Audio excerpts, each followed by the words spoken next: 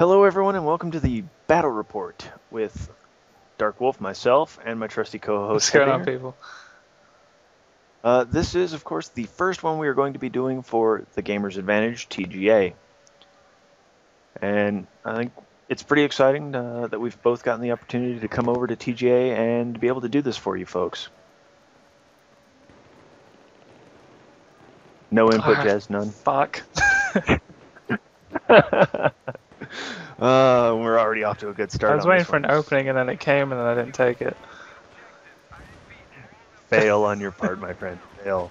Oh. Alright, so, for those of you who this is your first time seeing the Battle Report, basically this is a show where we put out some of the news of what's going on in the Battlefield world. We give you a few of our opinions about what's going on.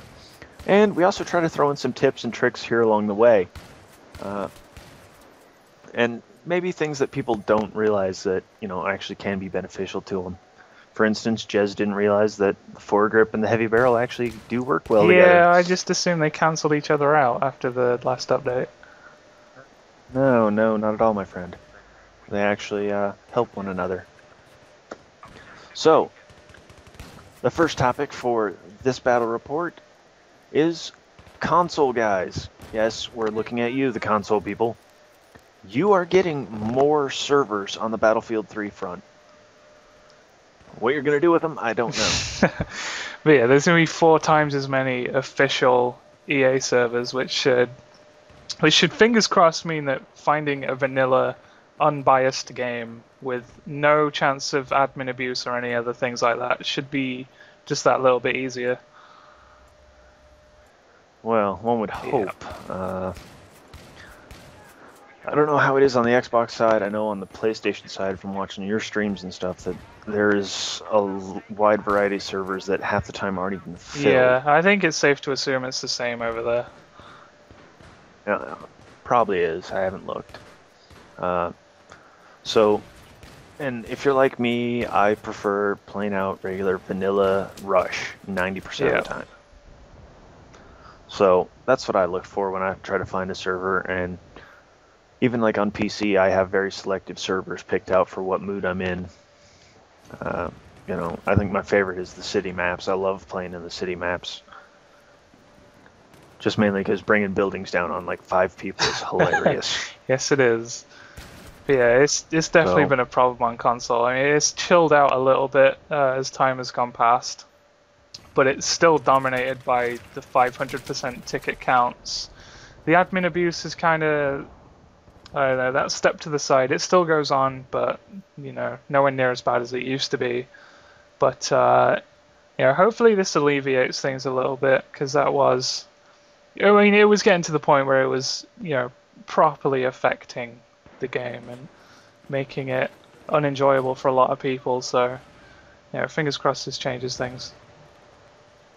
Yes, definitely a big hope, because I'd like to see the console side get a little bit more longevity out of it. Kind of seems like a lot of people are just leaving it to go play other games because they're so bored of the way things are and don't like happening. It's not, it's not hard by any means to get bored of it when you've got 5 times the amount of tickets. And yeah, with the capped player count, it just, ends up with like a game that lasts for an hour and a half and nothing much really happens in that time. So it's not really that enjoyable. Yeah, and I mean, with 12 people on each side, 24 people, you really shouldn't be bumping up the ticket count to something excessive.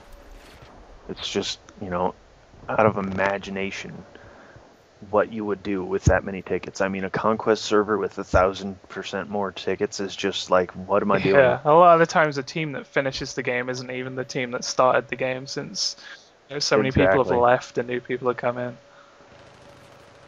So, who knows? We hope it'll be better for you guys to find regular, just plain out and out regular servers to play on.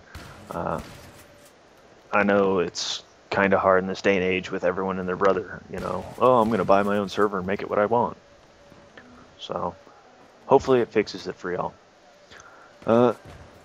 See, the other big news here lately has been the premium edition of Battlefield 3 getting released. Or as I think we'd prefer to call it, the Game of the Year edition for the most part. Essentially, that's pretty much what it is. For those of you who don't know what it is, basically it's Battlefield 3 Premium, and you'll get everything with it. So if you have Battlefield 3 but you don't have any of the expansion packs, it might be worth trading in your BF3 to pick up the Premium BF3. Yeah, if you're on console, that's probably going to work out a little bit better. Exactly. If you don't have it on console or PC and you're looking at buying it, then go ahead and aim for that one. And the reason we say this is because you're going to get everything. And not just like, oh, you'll get some of this, some of that. No, you get everything that the Premium Edition people have right now. Everyone on Premium, all the guns, the camos for weapons that they'll never use, you'll get those. Sorry, I just noticed the insult to the cameras. But the on-disc price of it pretty much works out to what you would be spending if you bought all the expansion packs separately. So yeah, it's a fairly good deal. And the reason we call it a Game of the Year edition is to try to bring people into the fact that it's not milking more money out of it.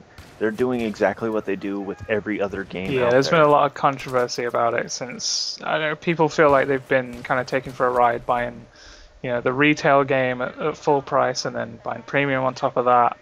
Whereas this pretty much happens with everything that has expansions. It's happened with every Battlefield since Battlefield 2. It's happened with Fallout, Elder Scrolls games. It's just how it works. You always end up with a complete edition at a discounted price. Exactly, and that's basically what you're getting out of this is the complete edition, everything. From back to Karkin to Endgame. Yeah.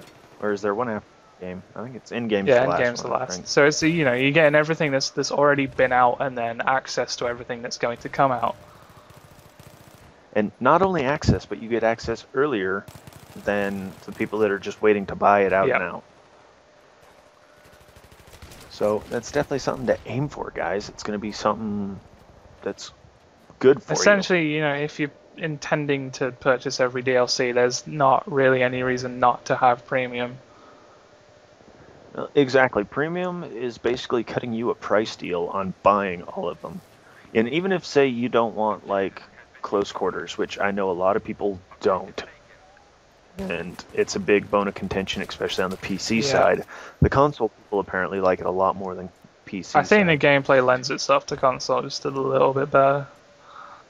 I would tend to agree with that, considering even on PC I see more people sitting in corners like they're console players.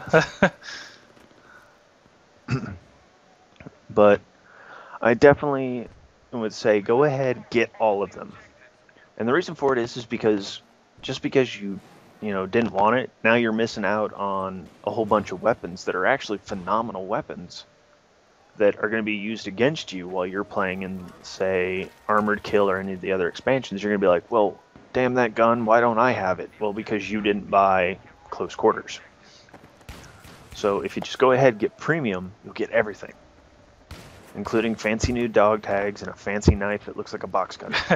There's on top of that, the practical stuff like the expansions, you get guidebooks, you get early preview videos to the next expansions, you get like instructional videos, sort of tutorials and guides from the developers. So, just lots of little cool, bonus stuff. There's an art book that's going to be available in a couple of days, which I'm looking forward to. I know a lot of people are pissed about that. They feel like it's not really worth it, but I'm a sucker for that kind of thing, so I'm looking forward to it. I don't know. Out of all the things that they've done with Premium that I'm pissed about is the fact that the assignments. That's my biggest bone of contention. After they said, we're not going to do assignments anymore, and then to give us more assignments. I will say it does kind of extend gameplay a little bit. It does kind of give you things to do, but I don't know. I still feel like a lot of them are just, either the tasks are too numerous, or they're just beyond tedious, really. I mean, the difficulty swing between them is just comical to me. And I mean, You know, and the fact that they're making you use things that you as a person normally wouldn't use, or as a person use all the time. It's like, why don't we just count what people have already got with those things? Let's see, Battle Log. Battle Log got an update here a couple weeks back, and so far it's okay. I'm not going to say whether I completely like it or I completely dislike it, because it's just okay. Yeah, I don't Battle really Log's Battle use Log. It doesn't really... I don't know, it doesn't really stand out. I don't know if that's good or bad. It's, you know, nothing extremely special. It's a service, it does what it needs to do, basically. Yeah. And, you know, things that were supposed to be in there from the beginning finally got added, like the ability to set up your loadout. Now, I'm glad they brought that in because, yes, it does have a tendency after patches to screw up your loadout and make you sit there and go, dang it, now I have to set up again. Which sucks when you just join a match and realize that you have to set up your entire kit again. Most of my weapons had tactical lights attached to them after the big update. Oh, you poor guy.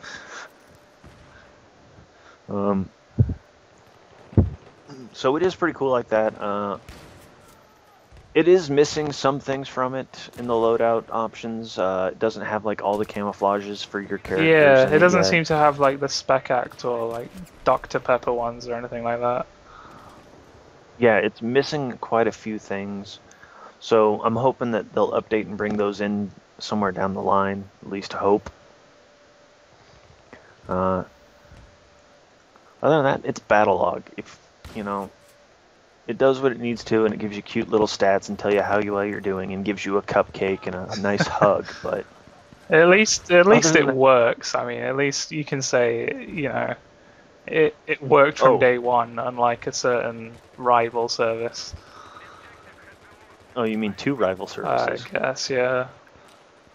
Well, remember, Ubi's got one. Oh dear, yeah. And that thing just does not work at all. That's atrocious. I mean, yeah, it gets you into games. It gives you your stats. I mean, it can be a little bit of a goofball when it comes to updating your stats sometimes, like display your level from 10 matches ago, but... Or not even register a long headshot. Yeah, but I don't know, the important stuff, when it comes down to the important stuff, it works. Yeah. So, definitely, you know, if you don't have premium, look into it. It's a must-have. Check out the Battle Log stuff. If you're one of those people where you're super, like, conscious about how you want your setup set up, go ahead and make sure it's permanently set in your loadout on Battle Log. And get out there and fight, I guess. I mean, I guess we can talk about Armored Kill, some of the stuff we've seen coming for that. It's looking amazing. It's mouth-watering, really. I mean, there's forests, there's mountain peaks, there's snow, there's night maps, there's pretty much everything you could want. There's an AC-130. Yeah. And tanks. Come on. Just tanks everywhere. That is awesome, guys. I mean, I know tons of people, like, have always talked about, oh, dude, it'd be awesome to be in an AC-130, and now you get the chance to go up in the AC-130. Now, given, I don't think you're actually flying it, I don't think you get to fly it. The opportunity for trolling would just be way too big. I don't think they're going to be stupid enough to let people fly that thing. Which, thank God. But I think the way it's going to work is it's going to have, like, predetermined course or whatever that it's going to follow. But you get to hang out in the gunner seats and blast away with the howitzers and the guns and everything else. I guess what we're assuming for the meantime is that it's going to work as a spawn point, essentially, when it's free. Yeah, I think it would be safe to assume it's going to be like all the other vehicles, that if that spot's free, it's going to give you that spawn point ability. And, like, if one of your squad mates is in it, you should be able to spawn on him in the vehicle and be man in one of the positions, would be my assumption. Yeah. I know not much has been seen in the way of weapons for it this time. The one video that did show a weapon that went with a kit that it didn't normally belong with was the M14. And I'm hoping for it to be an all-kit weapon, so I can use it with whatever kit I choose, which will probably be my assault kit. And that's basically the only weapon, I think, out of all the videos I've seen. I know dirt bikes and stuff are coming. The quads are coming back down the line. The mobile artillery. From the conversations that I've seen with the designers and everything else, the guys over at DICE, is they took the input for the artillery from Battlefield 2, where people would get pissed off because they'd get in the artillery, and then some jackass would start driving it away as they're trying to shoot it, which is really annoying. And there's some people who are going to be like, I remember that from Battlefield 2. That pissed me off all the time. Apparently, they're going to make it so it's a one-person vehicle. I mean, hell, that happens now. You get in the gunner of a Humvee, hoping to cover a flag, and then someone will just hop in and start driving off with you. Yeah, and you're like, dude, really? Yeah. So they're definitely looking at that. So the one guy will jump in, he'll control the cannon and all that. It'll be like the tank driver, for the most part, would be my way to put it. He controls the barrel of the tank and the driving of the tank. I guess the Tunguska is a good reference. Exactly. That would be a safe way to put it, yeah. So I think they definitely had lesson learned after Battlefield 2 with artillery. So it'll be interesting to see how that plays into it. I mean, honestly, everything they keep showing about Armored Kill is super exciting. I really can't wait to get my hands on it and check it out. Yeah, it's definitely looking good. I mean, the only issue I can think of is how the hell is this going to work on console? Yeah, that's about it. Because I guarantee you someone's going to put a 1,000-ticket server with that. Yeah, I mean, just the scale of the maps with the capped player count, and there's already frame rate issues on vanilla maps, so it's definitely going to be interesting. I'll be looking into it when it drops on PS3. Yeah, and you'll have to let us know on that, how it is for PS3 side. That should be an adventure. It's always an adventure. So, we have any other topics we'd like to cover this week here, Jay? I think we're good. We got the servers covered. We got a premium. We essentially just advertised it. We should be getting paid for this. Yeah. All right. As we said, this is for the Gamers Advantage. So, if you haven't hit the subscribe button to subscribe to their YouTube channel or gone to the website and joined up on there, go ahead and do that. And as always, we'll see you on the battlefield. Peace. Later.